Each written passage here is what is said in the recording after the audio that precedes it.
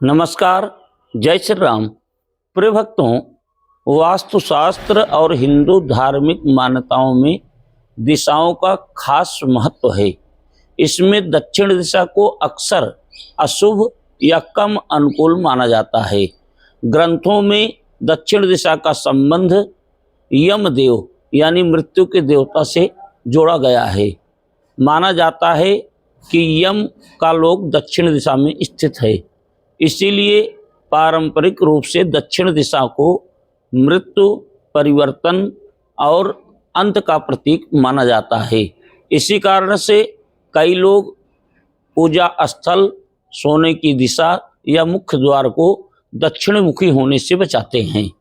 वास्तुशास्त्र में दक्षिण दिशा वो दिशा है जहाँ सूर्य की किरणें ज़्यादा पड़ती हैं, इसीलिए यह दिशा गर्म रहता है।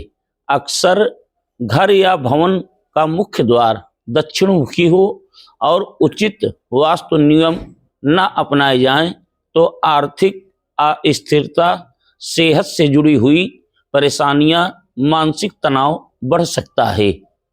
तो आइए जानते हैं कि अगर दक्षिण मुखी हमारा मकान है या दक्षिण मुखी का ज़्यादा यूज हम कर रहे हैं, इस्तेमाल कर रहे हैं, तो क्या उपाय करने चाहिए। तो नंबर 1, नीम का पेड़। नीम का पेड़ मंगल ग्रह की स्थिति को संतुलित करता है। दक्षिण दिशा मंगल की दिशा मानी जाती है। अगर मकान के सामने 2 गुना दूरी पर नीम का पेड़ हरा भरा हो या मकान से 2 गुना बड़ा कोई और मकान है तो दक्षिण दिशा का नकारात्मक असर कम हो जाता है। नंबर 2, गणेश की मूर्ति। पत्थर की 2 गणेश की मूर्ति बनवाना चाहिए जिनकी पीठ आपस में जुड़ी हुई हों।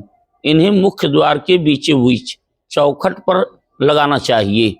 ऊपर ध्यान रखें कि एक गणेश जी का चेहरा सन्मुख हो और एक गणेश जी का चेहरा घर के अंदर की तरफ खुलता हो, यानी कि अंदर से आप निकलें तब भी गणेश जी की मूर्ति आपको दिखाई दे और बाहर से अंदर जाएं तब भी गणेश जी की मूर्ति आपको दिखाई दे। इस प्रकार से मेन दरवाजे पर ऊपर बीच में गणेश जी की मूर्ति को स्थापित करना चाहिए। तो इससे नकारात्मक ऊर्जा घर में प्रवेश नहीं करने पाता है और घर में जो लड़ाई झगड़े होते रहते हैं वो भी कम हो जाएंगे। नंबर 3, पंचमुखी हनुमान जी की मूर्ति।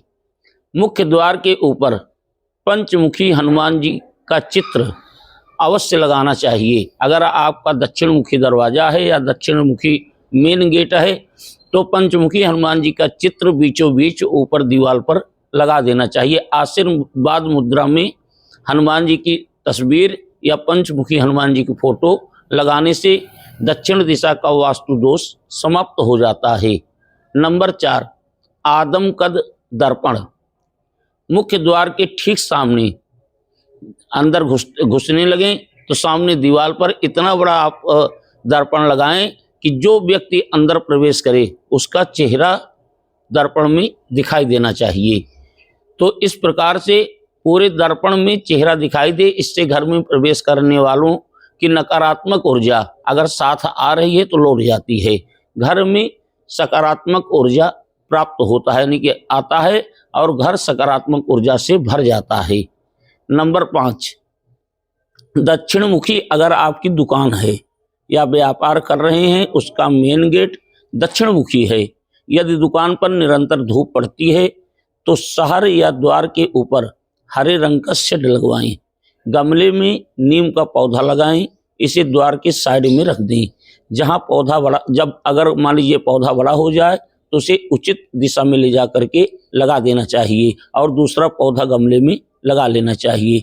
दुकान के मालिक हमेशा पश्चिम की ओर खड़े होकर के या पश्चिम की दिशा में खड़े होकर के अपने सामान की बिक्री को करें। इससे नकारात्मक ऊर्जा दुकान में नहीं आएगी और आपके व्यापार में उन्नति भी होगी और नकारात्मक ऊर्जा का असर भी कम हो जाएगा।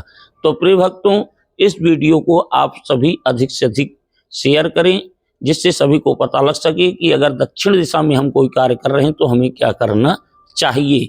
नमस्कार, जय श्री राम।